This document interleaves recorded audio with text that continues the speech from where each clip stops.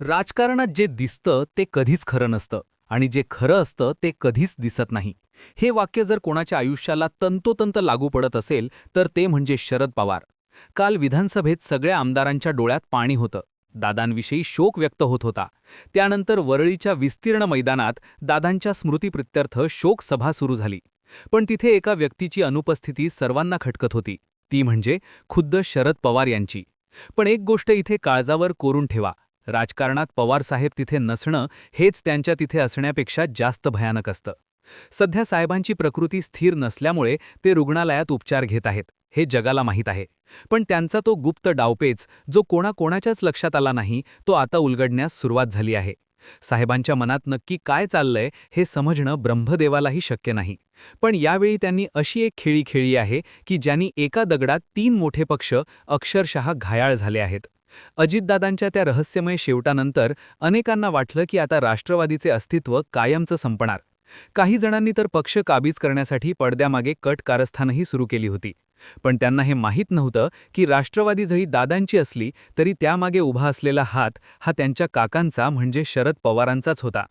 अपघात झाल्यानंतर अवघ्या 5 मिनिटात साहेबांनी जी चाल खेळली त्याने अख्ख्या देशाचं राजकारण हादरलं आहे. संपूर्ण महाराष्ट्र ओरडून सांगत होता की हा घातपात आहे. पण साहेबांनी शांतपणे सांगितलं, हा केवळ अपघात आहे. ही साधी प्रतिक्रिया नव्हती, तर ती एका महाभयंकर वादळापूर्वीची शांतता होती.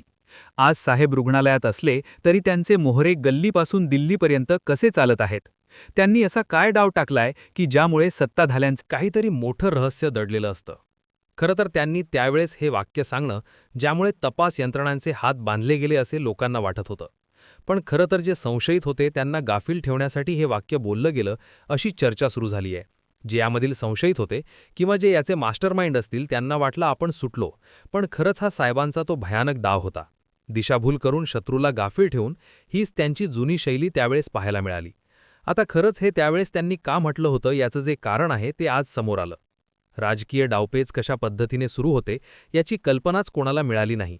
कारण की दादांचा अंत्यविधी झाल्यानंतर साहेबांची प्रकृती बिघडली आणि साहेबांना ॲडमिट देखील करण्यात आलं होतं.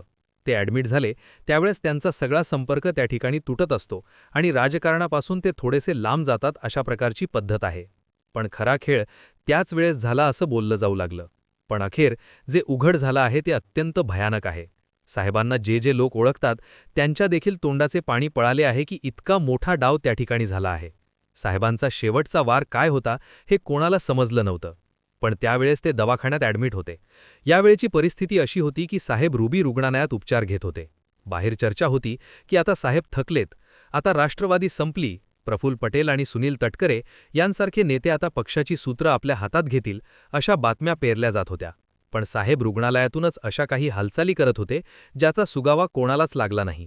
जणू काही एखादा जादूगार प्रेक्षकांचे लक्ष एका हाताकडे वळवतो आणि दुसऱ्या हाताने खरी जादू करतो. साहेबांनी रुग्णालयातूनच रोहित पवारांना मैदानात उतरवलं.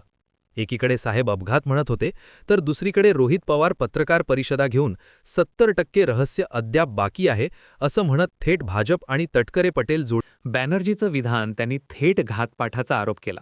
पण साहेबांनी त्यांनाही शांत केलं. का जर हा खरोखर घातपात असता तर साहेबांनी तो का लपवला असावा? इथेच साहेबांची दिशाभूल करण्याची रणनीती समोर येते. त्यांना माहीत होतं की जर आत्ताच हा विषय पेटवला तर पुरावे नष्ट केले जातील. त्याऐवजी अपघात म्हणून विषय शांत करायचा आणि पडद्यामागे स्वतःची स्वतंत्र चौकशी सुरू ठेवायची. हा त्यांचा मास्टर प्लॅन असू शकतो. महाराष्ट्राच्या राजकारणात जेव्हा जेव्हा शांतता पसरते तेव्हा समजून जावं की एखादं मोठं वादळ घोंगावतंय. आता तीच शांतता संपूर्ण राज्याला अस्वस्थ करत आहे. कारण 16 मार्चला राज्यसभेची निवडणूक आहे आणि साहेब स्वतः या निवडणुकीच्या रिंगणात उतरले आहेत. पण हे केवळ एका खासदारकीच्या जागेसाठीचं गणित नाही, तर हे दिल्लीच्या तख्ताला आणि गल्लीतल्या बंडखोरांना ठणकावून सांगण्यासाठी आहे की महाराष्ट्र अजूनही माझ्याच शब्दावर चालतो आणि इथला रिमोट कंट्रोल आजही माझ्याच हातात आहे. ज्या अजितदादांना साहेबांनी पोटच्या मुलाप्रमाणे वाढवलं, राजकारणातलं बूट धरून चालायला शिकवलं आणि ज्यांना या सत्तेच्या पटावरचा सर्वात सामर्थ्यवान वजीर बनवलं, त्यांनीच आज वेगळी वाट धरली आहे. पण राजकारणाच्या या बुद्धिबळाच्या खेळाचा एक नियम आहे. वजीर गेला तरी राजा कधीच हतबल होत नसतो. उलट वजीर गेल्यावर राजा अधिक स्वतंत्रपणे चाली रचू लागतो. आज साहेब नव्या वजीराच्या शोधात आहेत की स्वतःच वजीराची भूमिका बजावून विरोधकांना चेकमेट करणार, हा प्रश्न संपूर्ण देशाला पडला आहे. या सर्व घडामोडींमध्ये रोहित पवार ज्या आक्रमकतेने सुनील तटकरे आणि प्रफुल्ल पटेल यांना एक्सपोज करत आहेत, त्यावरून एक चित्र स्पष्ट दिसतंय. पवार कुटुंबाला आता पक्षावर आणि संघटनेवर पुन्हा एक तरी त्यांचे कान आणि डोळे साहेबांच्या एका इशाऱ्याकडे लागलेले आहेत. ही चावी साहेब 16 मार्चच्या सकाळी फिरवणार की रात्री, हे बघणं रंजक ठरेल. महाराष्ट्राच्या या राजकीय भीष्म पितामहाने राजकारणाचा असा काही वेळखा घातला आहे की शत्रूला आता ना त्यातून सुटता येतंय ना वेदनेने ओरडता येतंय. साहेब जेव्हा रुग्णालयातून पूर्णपणे बाहेर येतील तेव्हा त्यांच्या हातात केवळ राज्यसभेच्या खासदारकीचे प्रमाणपत्र नसेल, तर महाराष्ट्राच्या सत्तेची एक नवी आणि कोणालाही न कळलेली कुंडली असेल. ही कुंडली अशी असेल की ज्यात सध्याचे अनेक स्वयंघोषित किंगमेकर हे पूर्णपणे निकालात काढलेले असतील. शरद पवार हे नाव केवळ एक व्यक्ती नाही, तर तो एक अथांग खोल आणि कधीही न संपणारा राजकीय अनुभव आहे. अजितदादांच्या जाण्याने झालेली वैयक्तिक आणि राजकीय जखम ते कधीच विसरणार नाहीत. पण त्या जखमेचा वापर करून ते शत्रूचा नायनाट कसा करतात आणि पुन्हा एकदा सह्याद्री दिल्लीसमोर कसा ताठ उभा करतात, हे येणारा काळच सांगेल. साहेबांच्या या भयानक आणि गुपित दावापुढे भले भले दिल्लीचे दिग्गजही आता झुकणार आहेत. हे चित्र आता स्पष्ट दिसू लागलं आहे. राजकारणात अपघात कधीच नसतात, ते अत्यंत सूक्ष्मपणे आखलेले नियोजित कार्यक्रम असतात. साहेबांनी एका मोठ्या घातपाताला केवळ अपघात म्हणून का संबोधलं असेल? यामागे नक्कीच कोणता तरी मोठा कायदेशीर किंवा राजकीय डाव दडलेला आहे, जो विरोधकांच्या कल्पनेपलीकडचा आहे.